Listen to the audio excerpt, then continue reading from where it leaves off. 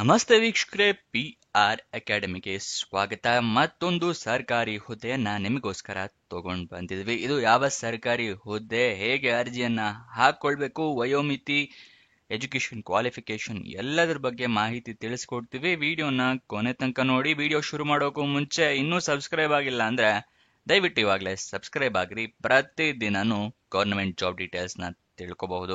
ಹಾಗೆ ಅದರ ಪಕ್ಕದಲ್ಲಿರೋ ಬೆಲ್ ಐಕನ್ ನ ಕೂಡ ಪ್ರೆಸ್ ಮಾಡಿ. ವಿಡಿಯೋ ಅಪ್ಲೋಡ್ ಆಗಿದ ತಕ್ಷಣ ನಿಮಗೆ ನೋಟಿಫಿಕೇಶನ್ ಬರುತ್ತೆ. ಆದಷ್ಟು ಬೇಗ ನೀವು ಅರ್ಜಿಯನ್ನ ಹಾಕೋಬಹುದು. ಇವಾಗ ವಿಡಿಯೋನ ಶುರು ಮಾಡೋಣ. WCD ಅಂತ ಹೇಳಿದ್ರೆ women and child development authority ಅಂತ ಹೇಳಿ, ಅಂದ್ರೆ ಮಹಿಳಾ ಮತ್ತು ಮಕ್ಕಳ ಕಲ್ಯಾಣ ಇಲಾಖೆಯಿಂದ ಹುದ್ದೆಗಳಿಗೆ ಅರ್ಜಿಯನ್ನ ಕರೆದಿದ್ದಾರೆ. 257 ಹುದ್ದೆ ಖಾಲಿ ಇದೆ. ಉದ್ಯೋಗ ಸ್ಥಳ ಚಿತ್ರದುರ್ಗ, ಕರ್ನಾಟಕ. ಯಾವ್ಯಾವ ಹುದ್ದೆ ಅಂತ ನೋಡೋದಾದ್ರೆ ಅಂಗನವಾಡಿ ವರ್ಕರ್ ಮತ್ತೆ ಅಂಗನವಾಡಿ ಹೆಲ್ಪರ್ ಹುದ್ದೆಗಳು ಇದಾಗಿರುತ್ತೆ. ಇದಕ್ಕೆ ಏನೇನ್ ಸ್ಯಾಲ್ರಿ ಅಂತ ಹೇಳಿ ಅವರು ನೋಟಿಫಿಕೇಶನ್ ಅಲ್ಲಿ ಕೊಟ್ಟಿರೋದಿಲ್ಲ.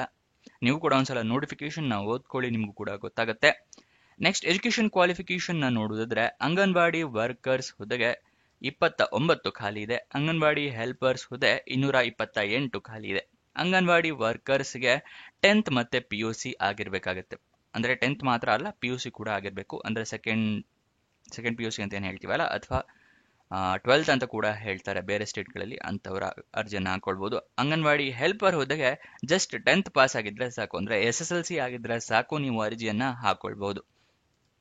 ನೆಕ್ಸ್ಟ್ ನೀವು ಎಜುಕೇಶನ್ ನ ತಿಳಿಸ್ಕೊಟ್ಟೆ. ನೆಕ್ಸ್ಟ್ ಅಪ್ಲಿಕೇಶನ್ ಫೀಸ್ ನ ತಿಳ್ಕೊಳ್ಳೋದಾದ್ರೆ ಯಾವುದೇ ರೀತಿಯ ಅಪ್ಲಿಕೇಶನ್ ಫೀಸ್ ಅಂದ್ರೆ ಅರ್ಜಿ ಶುಲ್ಕ ಇರೋದಿಲ್ಲ. ಉಚಿತವಾಗಿ ನೀವು ಅರ್ಜಿಯನ್ನ ಹಾಕೊಳ್ಬಹುದು. ಮತ್ತೆ ಸೆಲೆಕ್ಷನ್ ಪ್ರೋಸೆಸ್ ನ ತಿಳ್ಕೊಳ್ಳೋದಾದ್ರೆ ಯಾವುದೇ ರೀತಿಯ ಲಿಖಿತ ಪರೀಕ್ಷೆ ಅಥವಾ ಯಾವುದೇ ರೀತಿಯ ಪರೀಕ್ಷೆ ಟೆಸ್ಟ್ ಏನೇನು ಇರೋದಿಲ್ಲ. ಜಸ್ಟ್ ನೀವು ಅರ್ಜಿಯನ್ನ ಹಾಕಿದ್ರೆ ಸಾಕು, ನಿಮ್ಮನ್ನ ಮೆರಿಟ್ ಲಿಸ್ಟ್ ಪ್ರಕಾರ ಸೆಲೆಕ್ಷನ್ ಮಾಡ್ಕೋತಾರೆ. ಅದಕ್ಕೋಸ್ಕರ ಎಲ್ಲರೂ ಅರ್ಜಿಯನ್ನ ಹಾಕೊಳ್ಳಿ, ಜಾಬ್ನ ನಿಮ್ದಾಕ್ಸ್ಕೊಳ್ಳಿ.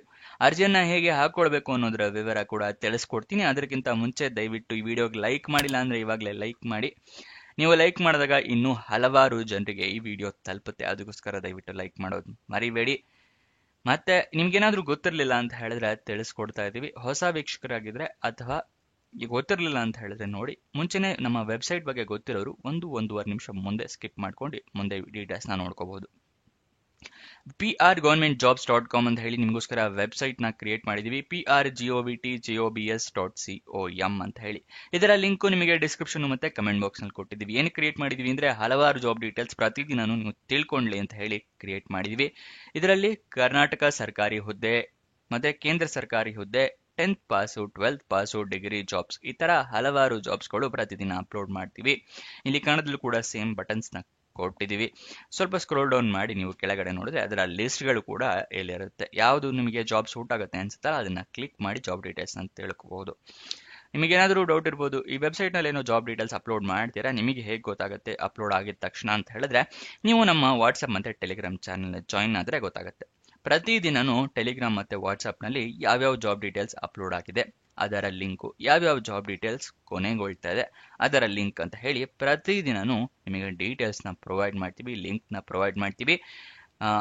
ವಾಟ್ಸ್ಆಪ್ ಮತ್ತೆ ಟೆಲಿಗ್ರಾಮ್ ಚಾನಲ್ ಏನೋ ಜಾಯ್ನ್ ಆಗಿದ್ರಿ, ಅದರ ಲಿಂಕ್ ಎಲ್ಲಿ ಸಿಗುತ್ತೆ ಅಂದ್ರೆ ನಿಮಗೆ ಡಿಸ್ಕ್ರಿಪ್ಷನ್ ಅಲ್ಲೇ ಕೊಟ್ಟಿದ್ದೀವಿ. ಡಿಸ್ಕ್ರಿಪ್ಷನ್ ಇಂದ ಕ್ಲಿಕ್ ಮಾಡಿ ಅಲ್ಲಿಂದ ಜಾಯಿನ್ ಆಗ್ಬೋದು. ಇಲ್ಲ ಅಂದ್ರೆ ನಮ್ಮ ವೆಬ್ಸೈಟ್ ಅಂತ ಹೇಳಿದ್ನಲ್ಲ, ಈ ವೆಬ್ಸೈಟ್ ನಲ್ಲೇ ಈ ತರ ಬಟನ್ಸ್ ಗಳನ್ನ ಕೊಟ್ಟಿದ್ದೀವಿ, ವಾಟ್ಸ್ಆಪ್ ಮತ್ತೆ ಟೆಲಿಗ್ರಾಮ್ ಅಂತ ಹೇಳಿ. ಇದನ್ನ ಕ್ಲಿಕ್ ಮಾಡಿ ಕೂಡ ನೀವು ನಮ್ಮ ಸೋಷಿಯಲ್ ಮೀಡಿಯಾ ಚಾನಲ್ಸ್ ನ ಅಂದ್ರೆ ವಾಟ್ಸ್ಆಪ್ ಮತ್ತೆ ಟೆಲಿಗ್ರಾಮ್ ನ ಫಾಲೋ ಮಾಡ್ಕೋಬಹುದು.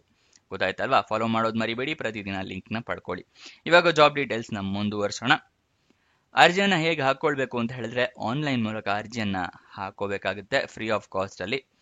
ನೋಟಿಫಿಕೇಶನ್ ನ ಓದ್ಕೊಳ್ಳೋದು ಮರಿಬೇಡಿ, ಏನೇನು ಡೀಟೇಲ್ಸ್ ಕ್ರೈಟೀರಿಯಾ ಇದೆ ಅಂತ ತಿಳ್ಕೊಂಡ ನಂತರ ಅರ್ಜಿಯನ್ನ ಹಾಕೊಳ್ಳಿ. ನೋಟಿಫಿಕೇಶನ್ ಡೌನ್ಲೋಡ್ ಮಾಡೋದು ಕೂಡ ತಿಳಿಸ್ಕೊಡ್ತೀನಿ.